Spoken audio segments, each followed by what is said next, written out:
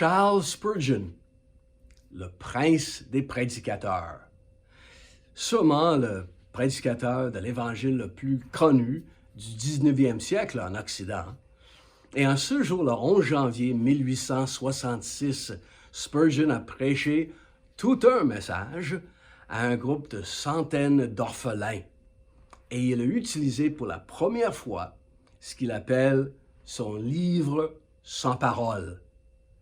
C'était tout simplement 3 pages avec des couleurs unies, noir, rouge et blanc.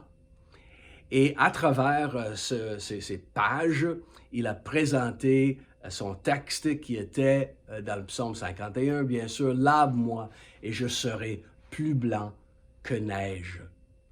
Et après, Spurgeon a continué à utiliser cet outil et voilà le noir qui représente notre cœur noir et sombre. On a besoin du sang de Jésus et le blanc qui représente qu'on est plus blanc que neige après.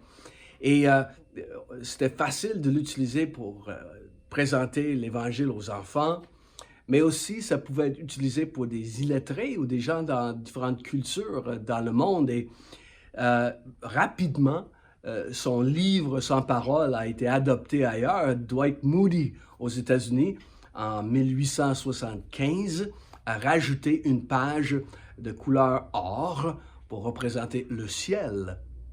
Et Hudson Taylor, les autres missionnaires dans le China Inland Mission, utilisaient beaucoup en Chine cette présentation de l'Évangile dans leur prédication en plein air.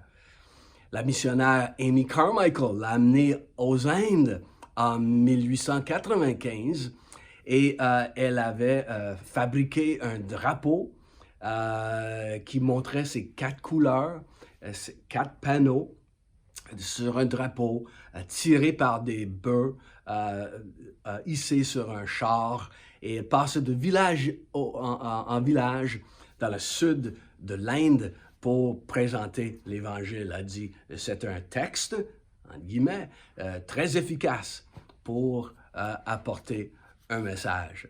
Donc Charles Spurgeon avait conçu une manière fort simple de présenter les simples vérités de l'Évangile. Son livre sans parole.